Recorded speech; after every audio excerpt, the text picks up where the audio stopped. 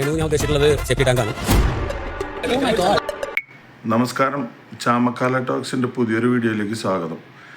അപ്പോൾ ഇന്ന് പറയാനുള്ളത് എന്താണെന്ന് വെച്ച് കഴിഞ്ഞാൽ, നമ്മുടെ ബിഗ് ബോസ് തുടങ്ങിയിട്ട് ഇപ്പോൾ ഏകദേശം ഒരാഴ്ച കഴിഞ്ഞ്. അപ്പോൾ അതിനകത്ത് വന്നിട്ടുള്ള എപ്പിസോഡുകളൊക്കെ നല്ല രസമായിട്ട് പോകുന്നുണ്ട്. പക്ഷേ അതിനകത്ത് നല്ല വാക്പോരുകളും മറ്റുള്ള രീതിയിലുള്ള കാര്യങ്ങളും ഗെയിമും ഇതൊക്കെ നല്ല രീതിയിൽ പോകുന്നുണ്ട്. പക്ഷേ ഇത് ഇപ്പോൾ പറയാനുള്ള കാരണം എന്താണെന്ന് വെച്ച് കഴിഞ്ഞാൽ, ഇതിനകത്ത് ഒരു ഗെയിമിൻ്റെ ഭാഗമായിട്ടാണ് തോന്നുന്നു അവർ എല്ലാവരും കൂടിയിട്ട് എല്ലാവർക്കും ഒരു ഇരട്ടപ്പേരിടുന്ന ഒരു പരിപാടി അതിനകത്ത് കണ്ട്. അതിനകത്ത് ഈ അക്ബർ ഖാൻ എന്ന് പറഞ്ഞ ഒരാൾ അവൻ്റെ അടുത്ത് പേരിടാൻ വേണ്ടിയിട്ട് വിളിച്ചപ്പോൾ അവൻ നമ്മുടെ രേണു സുധിക്ക് അവൻ പേരിട്ടത് എന്താണെന്ന് പറയുക, സെപ്റ്റിക് ടാങ്ക്. നല്ല പ്രയോഗം. ഇവനൊക്കെ ഇതിനുള്ള യോഗ്യത ഉണ്ടാ? ഇവനൊക്കെ ആരാണ്? ഇപ്പം ഈ ബിഗ് ബോസിൽ വന്നപ്പോഴാണ് ഈ അക്ബർ ഖാൻ എന്നുള്ളൊരു പേര് കേൾക്കണതും ഇവനെ കാണുന്നതും. ഇവനൊക്കെ ഇവളോട് ഇങ്ങനെയൊക്കെ പറയാനുള്ള യോഗ്യത ഇവനെന്താണുള്ളത്? ഇവനെ സെപ്റ്റി ടാങ്ക് എന്ന് ഉദ്ദേശിച്ചത് എന്തിനാണ്? ഇങ്ങനെ സെപ്റ്റി ടാങ്ക് എന്ന് ഉദ്ദേശിച്ചിട്ടുള്ളത് എന്താണെന്നുള്ളതാണ് ചോദ്യം. ഇവനൊക്കെ എന്ത് യോഗ്യത ഇതിനൊക്കെ ഇവൾക്ക് ഇങ്ങനെ ഒരു പേരിടാനായിട്ട്? അവരെങ്ങനെയെങ്കിലും ജീവിച്ചു പോട്ടെ നമ്മൾ എത്ര. പക്ഷെ വേറൊരു കാര്യമുണ്ട്, നിങ്ങളിങ്ങനെ അവളെ ഉപദ്രവിക്കും തോറും ബിഗ് ബോസ് എന്നല്ല പുറത്ത് വന്നാലും രേണുസുതി ആയിട്ട് നിൽക്കുകയും ചെയ്യും. രേണുസുതിക്ക് നല്ല രീതിയിലുള്ള റീച്ച് കിട്ടുകയും ചെയ്യും. നീയൊക്കെ അതപ്പതിച്ച് പോകുകയല്ലാതെ വേറെ ഒരു കാര്യം ഇതിനകത്ത് ഉണ്ടാവാൻ പോണില്ല. നീ എന്തുദ്ദേശത്തിലാണ് അവളെ സെപ്റ്റി ടാങ്ക് എന്ന് വിളിച്ചത്? ഇനിയും ഒരുപാട് ഗെയിമുകളും കാര്യങ്ങളൊക്കെ ഇതിനകത്ത് വരും. അപ്പോഴൊക്കെ എല്ലാവരും ഇപ്പോൾ ആ പാവത്തിനെ വളഞ്ഞിട്ട് ആക്രമിക്കുക. കാര്യം എന്താണെന്ന് വെച്ച് കഴിഞ്ഞാൽ, ഒരു എന്താ പറയുക, നാട്ടിൽ ഈ പറഞ്ഞ ഇപ്പം ഇതിനകത്ത് തന്നെ ഈ ബിഗ് ബോസിൽ തന്നെ എത്രയോ എണ്ണം തുണി ഇല്ല, പകുതി ഇല്ല, അതേപോലെയാണ് അതിനകത്ത് വന്നിരിക്കുന്നതും കാണുന്നത്. നമ്മൾ ഒരു ചെറിയ ട്രൗസറൊക്കെ ഇട്ടിട്ടാണ് അതിനകത്ത് ഇരിക്കുന്നത്. എന്ന സ്ഥാനത്ത് രേണുസുതി മാത്രമുള്ളൂ ശരിക്കും പറഞ്ഞു കഴിഞ്ഞാൽ അന്തസ്സായിട്ട് ഡ്രസ്സ് ഇട്ടും കണ്ടിട്ട് അതിനകത്ത് ഇരിക്കണമെന്നാണ് എനിക്ക് തോന്നുന്നത്. ബാക്കി എല്ലാവരുടെയും കോലെന്താണ്?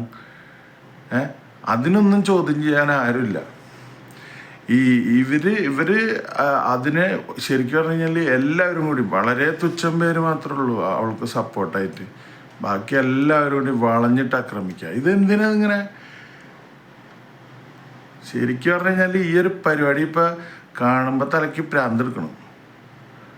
അതേപോലെ ആയിട്ടുണ്ട് ഓരോ ദിവസം ചെല്ലും തോറും. ഇതിനകത്ത് പെർഫോം ചെയ്യണമെന്ന് പറഞ്ഞാൽ അവരൊക്കെ ആരും അറിയപ്പെടാത്ത ആൾക്കാരാണ്. അതാണ് രസം. ഇതിനകത്ത് ആകെ ഇത്തിരി അറിയുന്ന ആൾക്കാരെന്ന് പറഞ്ഞു കഴിഞ്ഞാൽ ആ കലാഭവനിലെ സരിക, അതുകൂടാതെ നമ്മളെ ഈ എന്താണ് അപ്പാനി ശരത്തും ഈ മറ്റേ പെണ്ണല്ലേ ഉള്ളൂ, ആര്, രേണുസുതി.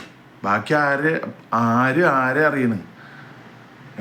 അതിനകത്ത് കുറേ മറ്റൊരു കയറി പറ്റിയിട്ടുണ്ട്, രണ്ട് പേര്. അവൻ്റെയൊക്കെ സംസാരം കേട്ട് കഴിഞ്ഞാൽ അറിയാം അവനൊക്കെ ഏത് ടൈപ്പുള്ള ആൾക്കാരാണെന്നുള്ളത്. അല്ലാതെ ഇതിനകത്ത് വേറെ ആരെയാണ് ഇതിനകത്ത് അറിയപ്പെടുന്ന ഒരാൾ പോലും ഇതിനകത്തില്ല. ആകെ ഉള്ളത് ഇവർ 3-4 പേരുണ്ട്. അല്ലാതെ ഈ അക്ബർ ഖാനൊക്കെ ആരറിയാനാണ്? ഇവനൊക്കെ എന്താണ് ഇവൻ്റെ പണി? ഇതിനു മുമ്പ് ഇവൻ എന്താണ് ചെയ്തിട്ടുള്ളത്? ഇതൊന്നും ഒരു മനുഷ്യനറിയത്തില്ല.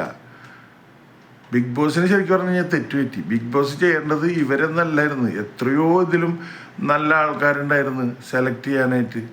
ഇതെന്ന് പറഞ്ഞു കഴിഞ്ഞാൽ ഒരറിയപ്പെടാത്ത ഒന്നും അറിയാത്ത കുറേ എണ്ണത്തിനെ കൊണ്ടുവന്നിട്ട് തുടങ്ങി അന്ന് മുതൽ പെർഫോമൻസ് ഇവർ ധാരണം ആൾക്കാരെ ബോറടിപ്പിക്കാത്ത രൂപത്തിലുള്ള പെർഫോമൻസാണ് വേണ്ടത്.